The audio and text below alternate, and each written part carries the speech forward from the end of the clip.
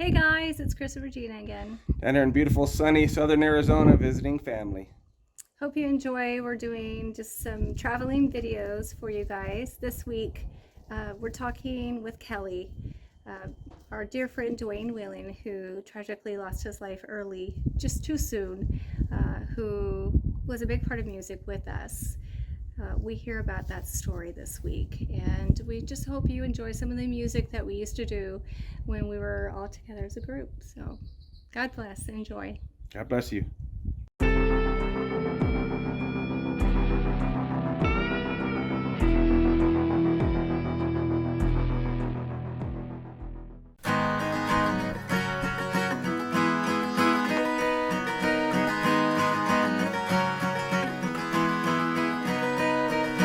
This is my prayer in the desert, when all that's within me feels dry.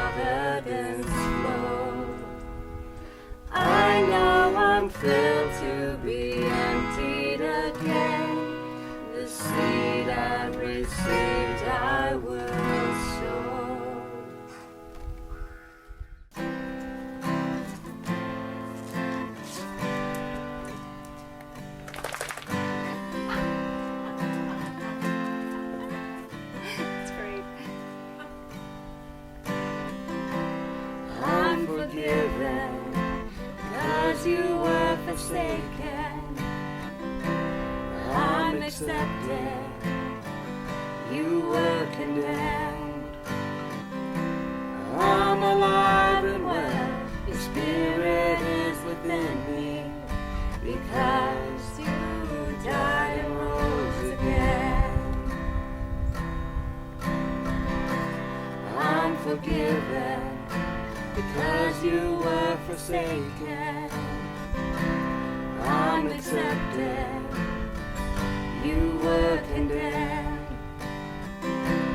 I'm alive and well, your spirit is within me, because you died and rose again. Amazing love, how can it be that you, my King, should die for me? Amazing love, I know it's true. It's my joy to honor you. In all I do, I honor you. I'm forgiven, because you were forsaken. I'm accepted, you were condemned. I'm alive and well, your spirit is within me, because you died and rose again. Amazing love, how can it be that you, my King, should die for me? Amazing love, I know it's true. It's my joy to honor you. In all I do, honor you.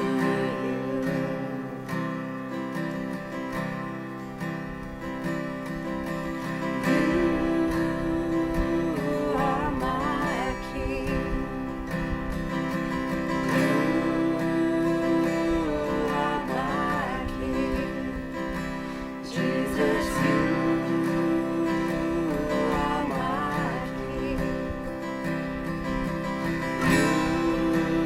You are my King. Amazing love, how can it be that you, my King, should die for me? Amazing love, I know it's true. It's my joy to honor you. Amazing love, how can it be that you, my King, should die for me? Amazing love, I know it's true. It's my joy to honor you. In all I do, I honor you.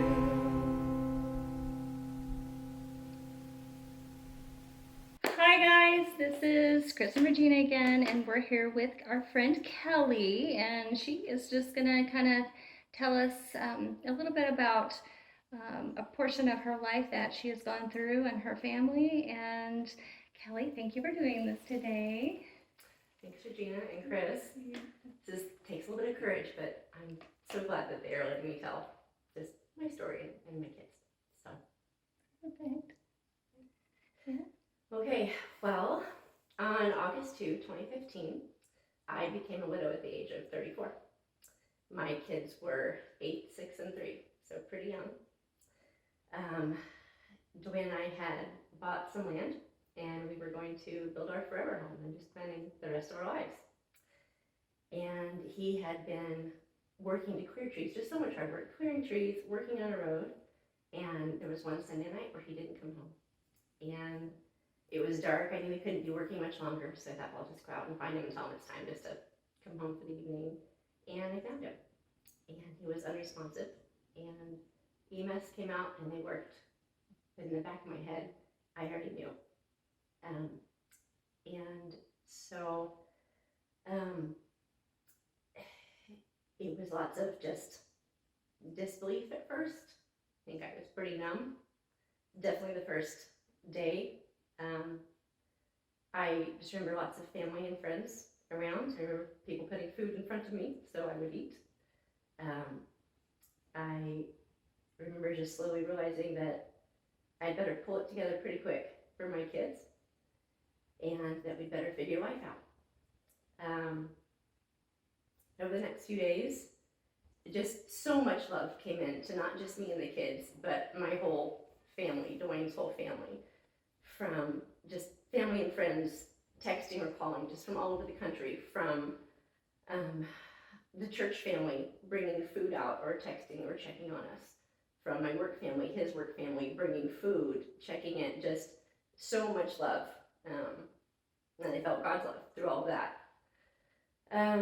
We had the service later that week, and it was just done so well, with such a good tribute, such good memories that we could enjoy of Dwayne. But after that, everybody went back home and went back to their lives, and then reality really sank in that we'd better figure out the rest of our lives now, not just right now. And it just, they always talk about a grief pattern. For anybody that's lost anybody, there is no pattern. I remember being all over the place with grief, from still thinking, well, this didn't really happen to me, did it?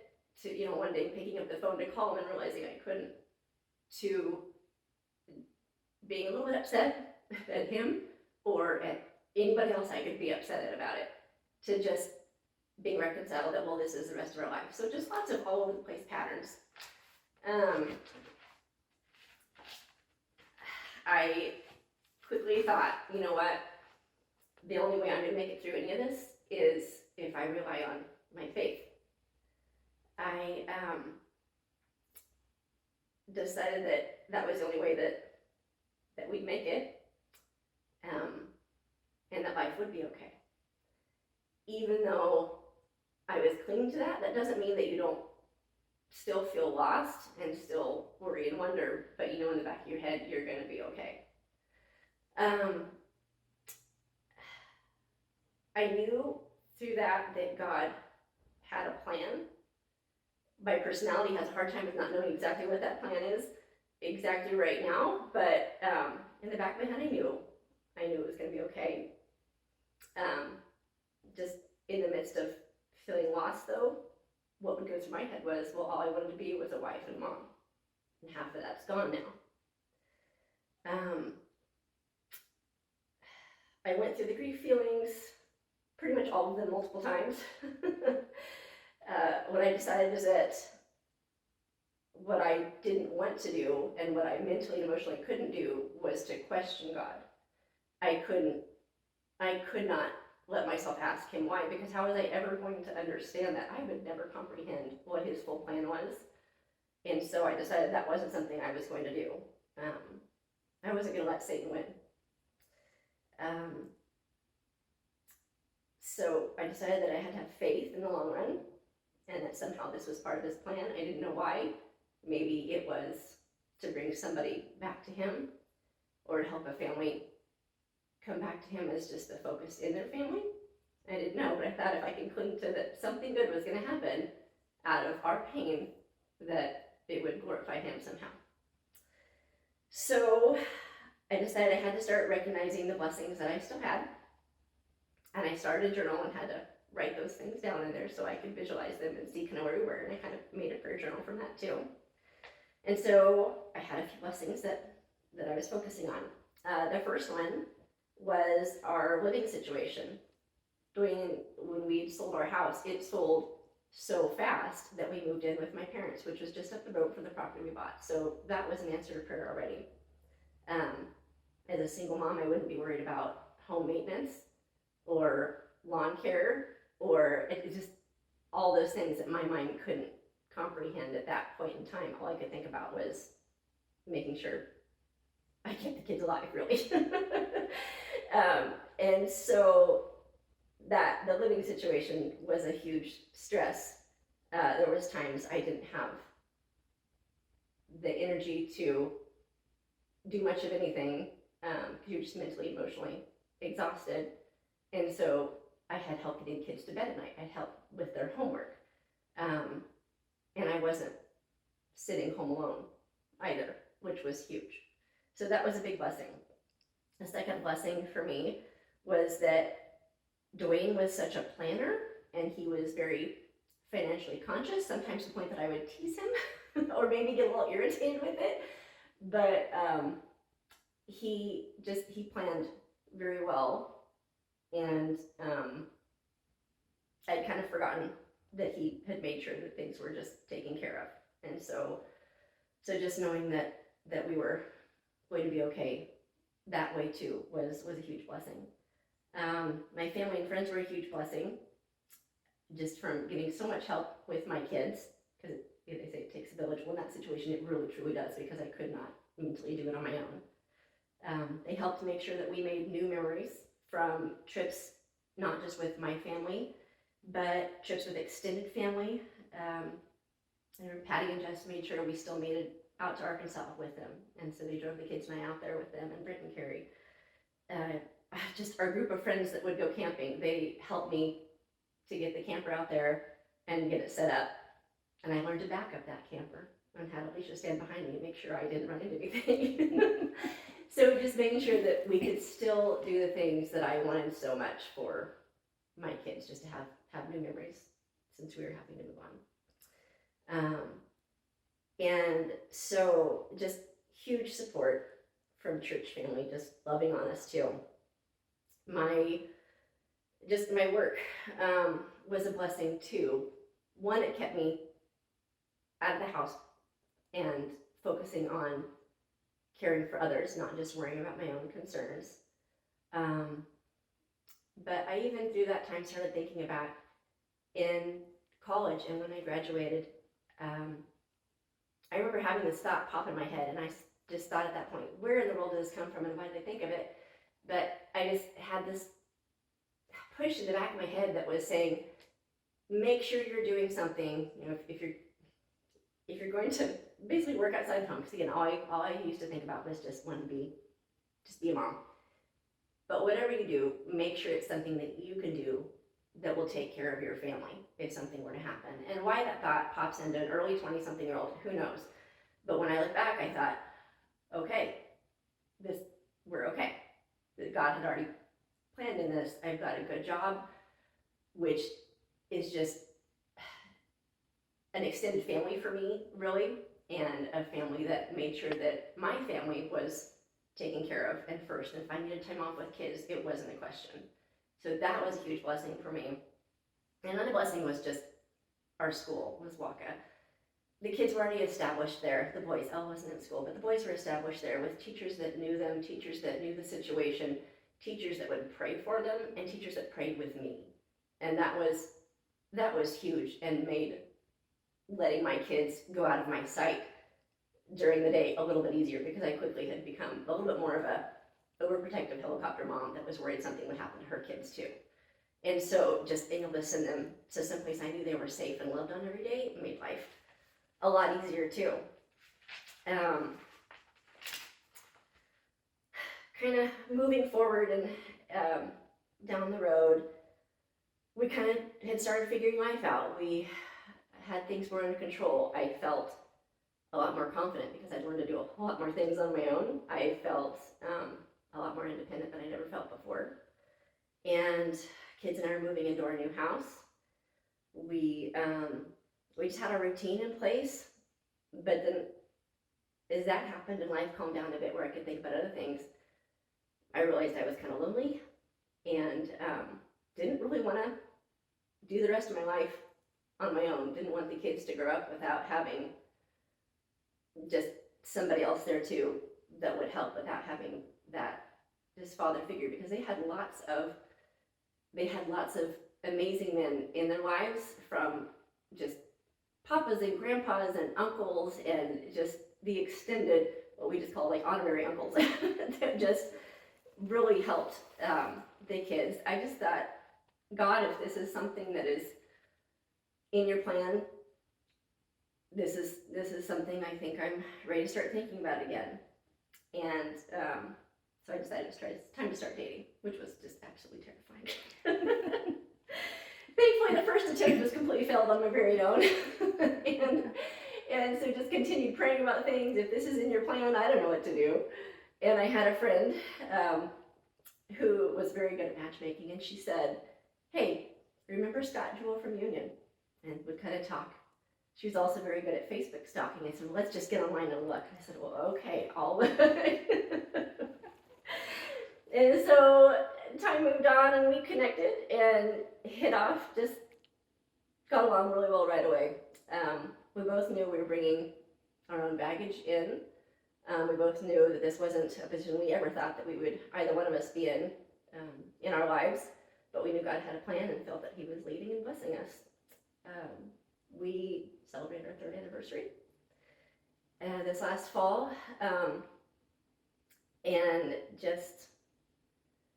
I'm very blessed, and I'm very thankful for where God has led our family. Does it mean that life is all happy and easy now, and that we've gotten over the hardest thing that will ever happen? Probably not. But I guess I'd say that anybody else that's going through loss, or loss of something or someone, or the hope of something or someone, or question if God even has a plan, he does. It's really hard to understand it when you're in the middle of it, and it's hard to let yourself look ahead and just rely on him. But you're going to make it. You won't be able to do it alone, but you're going to make it with him. Just don't give up.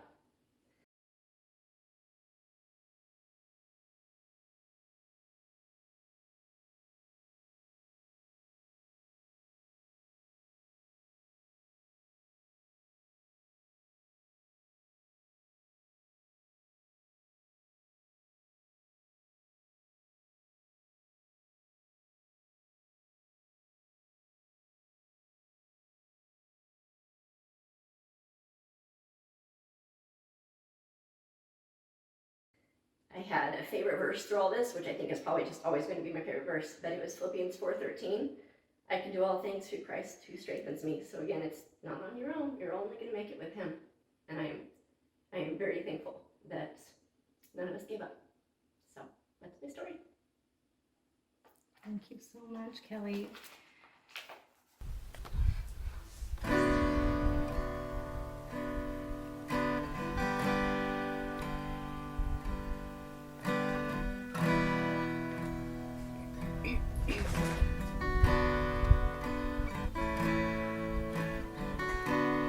When I walk through deep waters, I know that you will be with me.